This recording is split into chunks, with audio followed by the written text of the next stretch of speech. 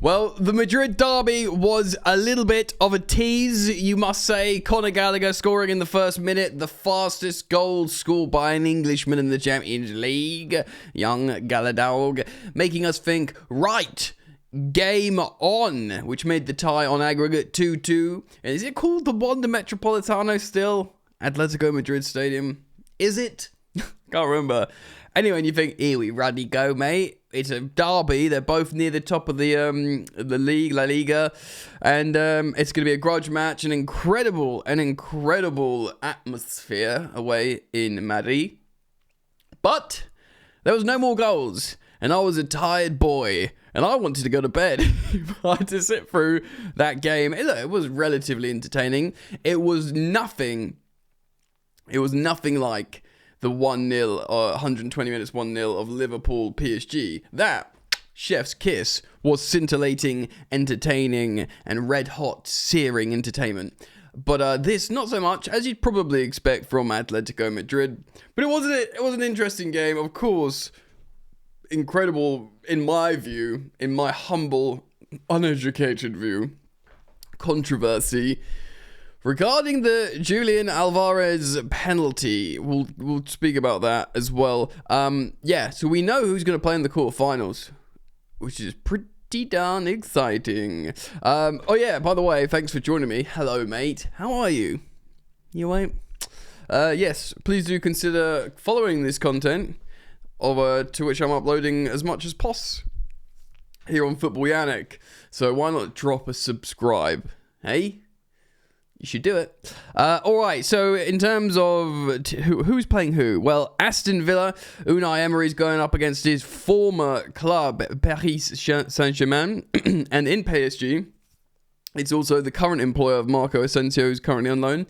Marcus Rashford has also got a history with PSG as well in the Champions League, so riddled in narrative there. It's probably, in a peculiar twist of fate, one of the most hated teams in world football has stolen the hearts of football fans in PSG with their young, exciting squad. Free-flowing, attacking football. But they'll be coming up against the master tactician, who is great for setting up an individual European ties in Unai Emery, and he will be, all his life's energy will be honed to stop the party. Great fixture indeed. Who else have we got? Arsenal have Real Madrid. We'll speak about them in just a moment. Arsenal got a 2-2 draw at home to PSV. They still won about 47 goals to 2 or 3 on aggregate.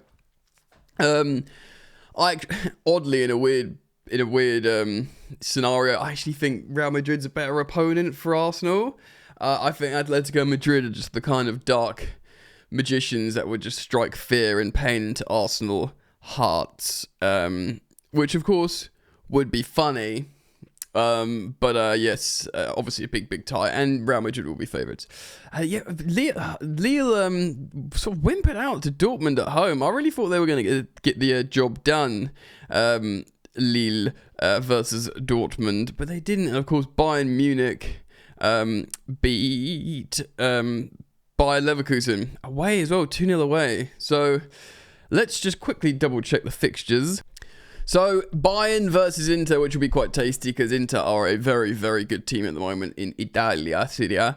Of the aforementioned Arsenal versus Real Madrid, Barcelona versus Dortmund, which I think is probably the most obvious. Yeah, this is done, isn't it?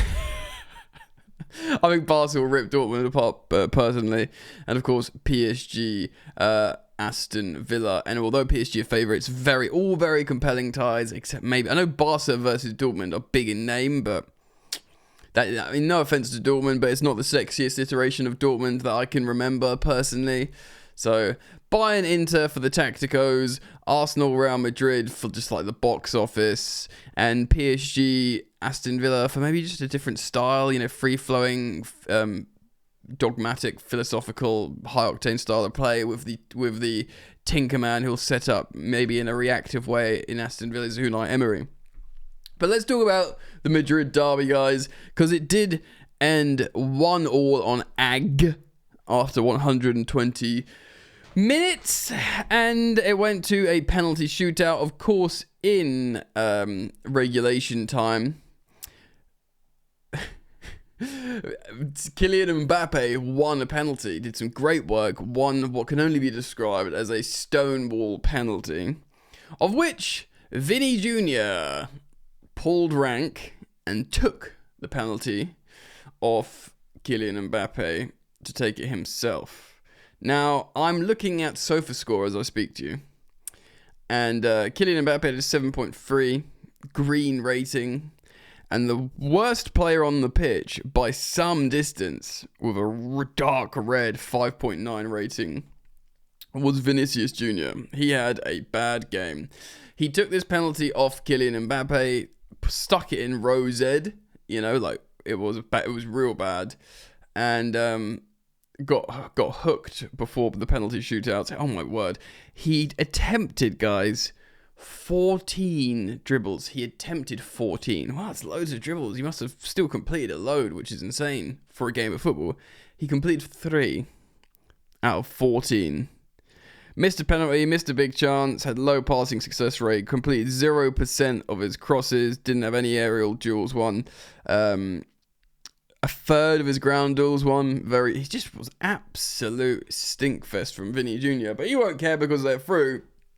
And if they win and if he contributes in the upcoming games, great.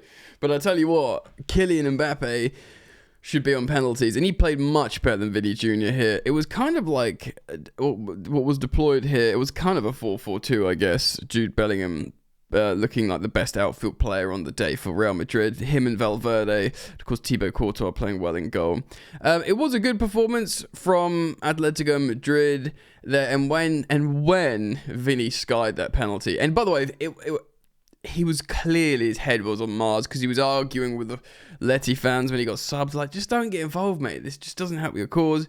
All his teammates were shouting at him. He was clearly having just a real bad game. It kind of reminds me of that time when Karim Benzema spoke to Mendy in French, like, on my life, he's on my mother's life, he's playing against us. He was just having one of those terrible games. I mean, this guy, from his Ballon d'Or claims to what's going on now isn't great, is it? Off the bench, I was very, very, very impressed with Eduardo Camavinga, worth saying. He looked immaculate off the bench, coming on for Aurélien Tchouameni. And, very, very impressive indeed from him. And, when Vinny skies that penalty, you're thinking, all right, it's going to happen. Atleti are going to go over the line. They're going to do it on pens. But, of course, it is the second penalty, yeah. Because, Real Madrid score the first 3, miss the 4th, and then the 5th does it. Because what we thought Atletico scored their first 3 and missed the 4th, just like Real Madrid, so it should have been even. But actually, no, that wasn't the case, because the second penalty that was taken by Julian Alvarez, he slipped just as he was taking it, so the ball went a little bit harder than he'd liked, and apparently there was a double contact on the ball, right? Now, hey, me, the catch just coming. See, I know you're not that double contact. In my head, I couldn't remember the sort of ramifications of doing so. I thought it would just be like a retake. I guess you don't take retakes. Do you take retakes and shootouts if the goalkeeper comes off their line? Yeah, so I thought it would be the same as that. Because it's not like he deliberately double kicked the ball. And also, I'm not even sure you get an advantage from double kicking the ball. I think, maybe, put your... No, it was just, for me, for my, simple basic brain, why does that give you an advantage, and how does one execute that with an advantage? And even if you don't want it, yeah, just retake. And to be honest as well, it didn't even look it. It just looked like he slipped, and one of his boots went near the other one. It didn't even... I mean, the fact how... It was an absolute circus of a time in the shootout, because... The fans didn't know. They didn't announce it or anything. It was just him pointing at both his feet, the ref, at some point. And it was just, suddenly everyone thought he scored, and suddenly, Jesus Christ, the cat. And suddenly it was, referenced and registered as, actually no, that wasn't scored. That's a missed penalty. It was really poorly done and dealt with in the stadium, in the game. And to be honest, feel free to correct me down in the comment section below, because I feel like it was a bit dumb. Do you know what I mean? Like, it just, he slipped as he took his penalty. It went a bit higher than he would have wanted. One foot looked like it went near the other, but you couldn't see an obvious double contact or anything like that. And it kind of ruined 120 minutes of a very tight contest. And then we could have had a proper sudden death. And like after that, both Llorente and Vasquez missed the fourth penalty, so it was tight. But you know, the game was done by them because of this Alvarez. And Alvarez was amazing in the game, I thought as well. His tenacity, his work rate, his goal scoring, his ability to just keep running 120 minutes. I thought he was one of the best players on the pitch. But I feel like the outcome there was a little bit controversial. So let me know what you think. Please do comment down below what you thought about the situation with the cancelled and deleted penalty from Alvarez.